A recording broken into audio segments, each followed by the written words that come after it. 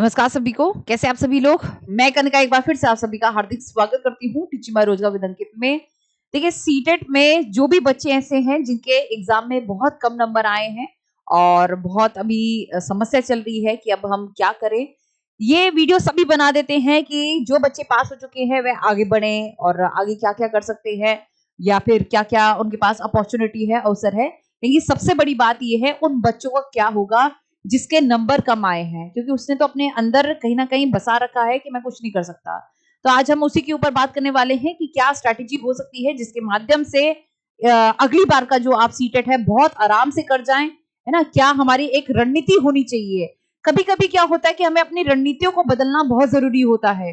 कभी कभी जो हम रणनीति अपना रहे होते हैं, जो स्ट्रैटेजी अपना रहे होते हैं, उस तरीके से हमारा एग्जाम नहीं निकल पाता। मतलब जिस तरीके से हम अपेक्षा करते हैं कि निकल जाएगा वैसे नहीं निकल पाता। तो हमें क्या करना चाहिए, हमें रणनीतियों को ही, स्ट्रैटेजीज को ही चेंज करना पड़ेगा। जो आपकी स्ट्रैटेजी है वो क्या होनी चाहिए, इसके बारे में हम बात करेंगे। लेकिन सबसे पहले तो निराश ना होए, है ना। ये मैं बहुत अच्छे से जानती हूँ, मेरे कहने से कुछ भी नहीं होगा, लेकिन करना आपको ही पड़ेगा, ये भी बात आपको पता होनी चाहिए। आज मैं आपको दिखाने वाली हूँ उस बच्चे का रिजल्ट जिसका नंबर बहुत कम आए हैं, 77 नंबर आए हैं 150 में से, और कैटेगरी का बच्चा था, लेकिन यहाँ पर वो 82 नंबर को भी क्लियर नहीं कर पाया। सोचो 2-4 नंबर से रहना कितना आपत्तिजनक होता है ना। बहुत ज्यादा समस्या सी लगती है कि अब हमसे कुछ भी नहीं हो पाएगा। लेकिन ऐसे भी शेर देखे हैं मैंने जो फेल भी हुए हैं, लेकिन कहां कहां वो पहुंचे हुए हैं, किस पद पर बैठे हुए हैं। ऐसे भी मेरे बहुत दोस्त यार है जिनका मेरे समय पर सीटेट वगैरह या मतलब नहीं निकला था, लेकिन आज वो बहुत अच्छे डिपार्टमेंट में कहीं ना कहीं फिक्स हो रखे हैं। तो ऐसा बिल्कुल भी नहीं है। पहली बात तो ये सोचना छोड़ दो और अपने आप को जो एक कॉर्नर में कर रखा है ना, यानी कि एक अवसाद वाली या डिप्रेशन वाली स्थिति में सबसे अलग थलग कर रखा है माँ बाप से, या कहीं ना कहीं हमारे दिमाग में होता है कि माँ बाप हमें देख रहे होंगे रोज, वो किस तरीके से सोचेंगे कि हमारा रिजल्ट नहीं निकला, क्या हम एक पेपर नहीं निकाल पाए। तो वह एक ही पेपर है जो आप नहीं निकाल पाए, है ना। ऐसा नहीं है बिल्कुल भी। तो पहली बात तो अपने आप को अलग करना छोड़ दीजिए और ये दिमाग में तनाव लेके रहना, हमेशा बैठे रहना अलग से, या फिर सोचते रहना कि हम नहीं कर पाए, ये पहले तो आपको छोड़ना पड़ेगा। यदि आपको नई जो स्ट्रैटेजी जो मैं बताने जा रही हूँ उसको फॉलो करना है, इस स्थिति को, इस सिचुएशन को आपको छोड़ना पड़ेगा। क्लियर है क्या करना है, क्या गलतियां हुई हैं, इसके ऊपर हम बात करेंगे। तो सबसे पहले सभी बच्चे जो भी सीटेट का एग्जाम देके आए हैं, जिनका एग्जाम क्लियर नहीं निकला है, तो ये वीडियो उन बच्चों के लिए है। अब आपको क्या करना है, सबसे पहले जो हमारी समस्या थी ना, सबसे इंपॉर्टेंट, मैंने बहुत सारे बच्चों को सुना है 15 दिसंबर को खास तौर से उनका पेपर छूट गया क्योंकि पेपर बहुत लेंदी था। 14 दिसंबर वालों का जो पेपर था वह थोड़ा सा आसान था, लेकिन उनका भी छूट गया। मतलब कंपैरेटिवली हम कह सकते हैं पेपर छूटने की बड़ी प्रॉब्लम आती है, यानी कि कहीं ना कहीं टाइम मैनेजमेंट में कमी है। 2-4 प्रश्न रह रहे हैं, मैं कहती हूँ एक भी प्रश्न रह रहा है तो क्यों रह रहा है, ये सवाल करना बहुत जरूरी है। वो एक भी क्वेश्चन हमें आर या पार करवा सकता है, चाहे वो हमें फेल के रास्ते पे भी लेके जा सकता है, पास के रास्ते पे भी लेके जा सकता है। तो वह एक भी क्वेश्चन नहीं रहना चाहिए, सबसे पहली बात तो ये। तो हमें क्या करना होगा, बहुत सारी समस्याओं को हमें देखना होगा।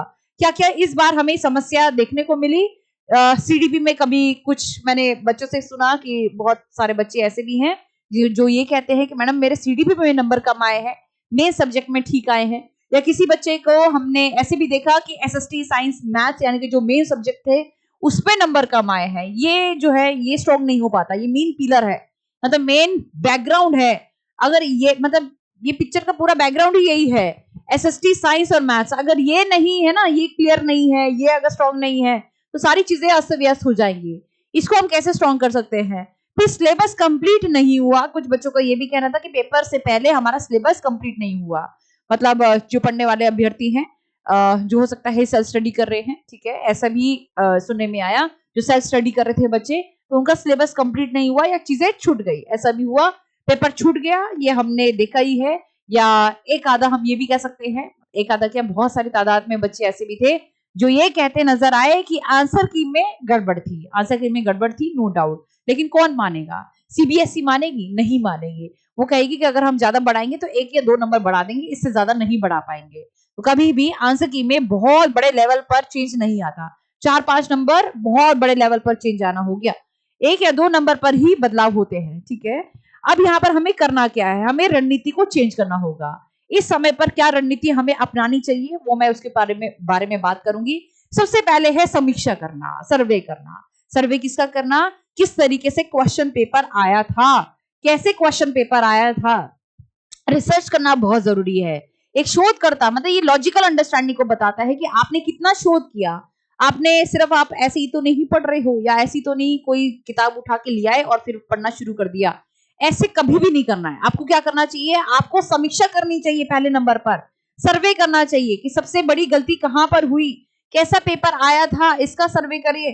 पिछले पेपर जो है क्वेश्चन पेपर किस तरीके से आए थे, क्वेश्चन ज्यादा से ज्यादा लगाएं। अब जो हमारा फोकस होना चाहिए थियोरी पर, तो हमारा देखिए थियोरी हमने पढ़ी थी नो डाउट, लेकिन थियोरी पढ़कर भी अगर पेपर में कहीं ना कहीं असफल रह रहे हैं तो कहीं ना कहीं तो दिक्कत है। क्वेश्चन आपने कम लगाए, प्रैक्टिस हमने कम लगाई, एमसीक्यू कम लगाए, वहां पर दिक्कत थी, पीवाईक्यूज कम लगाए, वहां पर दिक्कत थी। तो क्वेश्चन ज्यादा से ज्यादा लगाए। मतलब आपको यहाँ पर पीवाईक्यूज की किताब खोल लेनी चाहिए, आपको यहाँ पर एमसीक्यू की किताबें खोल लेनी चाहिए। जो अब आप तरीका जो अपनाओगे वो ये होना चाहिए। फिर उसके बाद जितना हो सके फिर आप देखो कि अच्छा ये वाला कॉन्सेप्ट मेरा क्लियर नहीं है, जीन पियाजे का ये वाली बात समझ में नहीं आई, तो दोबारा से आप उसे रीड करें, फिर आप रीड करें।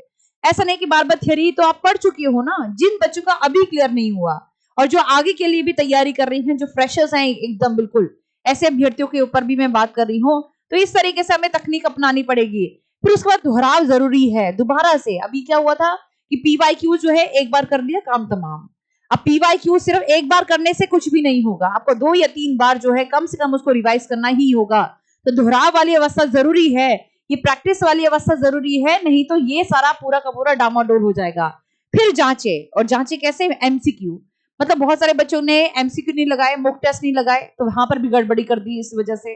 पीवाईक्यू लगाए ठीक है, लेकिन सवाल तो नए आने हैं ना, तो उसके लिए मॉक टेस्ट लगाना भी बहुत जरूरी होता है, ये भी होता है। तो इसको हम क्या कहते हैं, इसको हम कहते हैं SQ3R, SQ3R टेक्निक। ये दिमाग में बसा लो, SQ3R टेक्निक है। ये आपको क्या करनी है, ये आपको देखनी है, बहुत इंपॉर्टेंट। फिर उसके बाद जो मुझे बच्चे कहते हैं कि क्या हम टाइम टेबल बनाएं। देखिए अगर मैं कहूं तो टाइम टेबल बनाने की कोई आवश्यकता नहीं है। आपको टाइम टेबल तब बनाया जाता है जब हमारे पास कम समय हो। अभी हमारे पास बहुत अच्छा खासा समय है।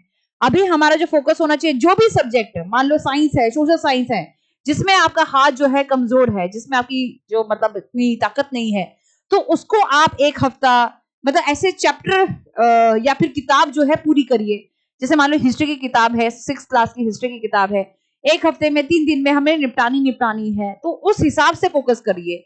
शुरुआत मेन सब्जेक्ट से होनी चाहिए, ठीक है, क्योंकि मेन सब्जेक्ट में ज्यादातर बच्चों के नंबर कम रह गए हैं। सोशल साइंस और मैथ्स की बात कर रही हूँ, तो वहां से होनी चाहिए। फिर आपका पेडागोजी सीडीपी होना चाहिए। क्लियर है बात, तो उससे आप जो है अच्छे से तैयारी कर सकते हैं। और कुछ नया भी पूरा का पूरा जो आरडब्ल्यू संस्थान है वो आपके लिए लेके आने वाला है। पहली बार होगा ये इतिहास में, ये भी मैं आपको कह दूं।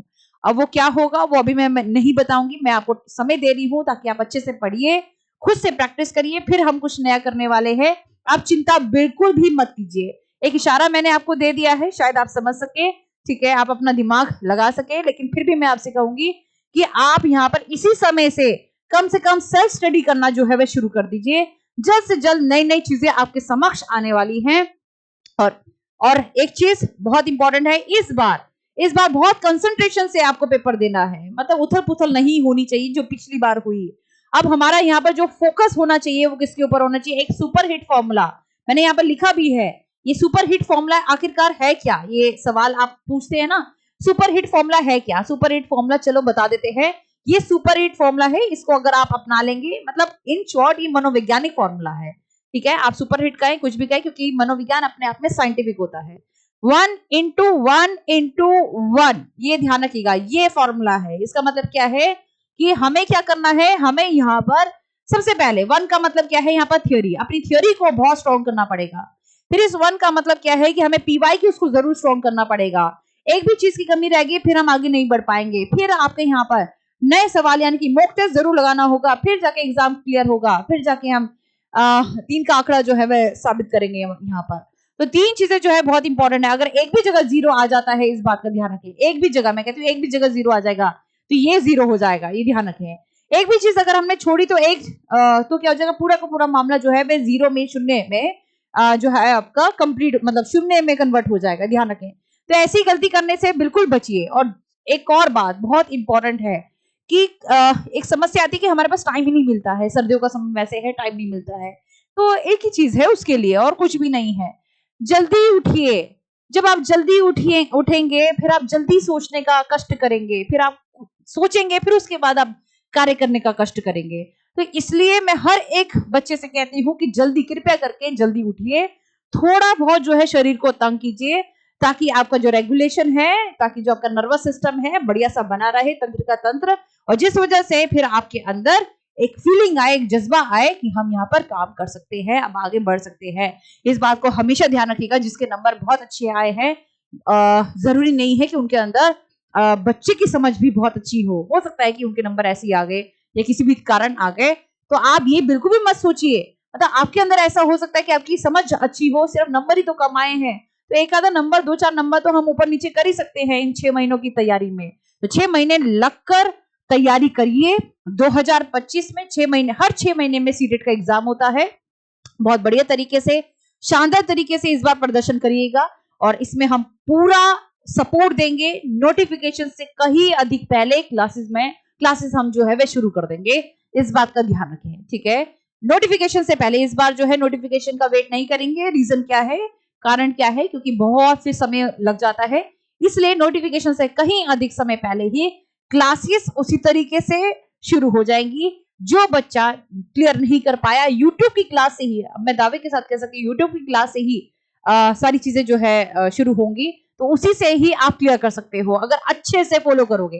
वो बात है कि अच्छे से हमें फॉलो करना है। एक एक चीज जो है हमें लिखनी पड़ेगी किताब में, नोट्स बनाने पड़ेंगे, वो बहुत इंपॉर्टेंट होता है, ताकि आप खुल के कह सके कि मैं परीक्षा की तैयारी कर रहा हूं, मैं सिलेक्शन पाने के लिए, और एक दिन मेरा नाम ही काफी रह जाएगा इस जमाने के लिए, वो कहते हैं ना। तो वो करके दिखाना पड़ेगा, उसके लिए काम करना पड़ेगा। तो जल्दी आपके लिए RW संस्थान जो है एक सरप्राइज प्लान कर रही है, तो उसके लिए तैयार रहे और बढ़िया तरीके से तब तक सेल्फ स्टडी करते रहिए। जहां कमी आए, जिस तरीके से मैंने आपको बताया, उस तरीके से अपनी अपनी मतलब पढ़ाई जो है उसको सक्षम बनाएं और आगे बढ़िए, ठीक है। अब ठहरना नहीं है और बहुत हो गया, अब आगे बढ़ना बहुत जरूरी है इस समय पर।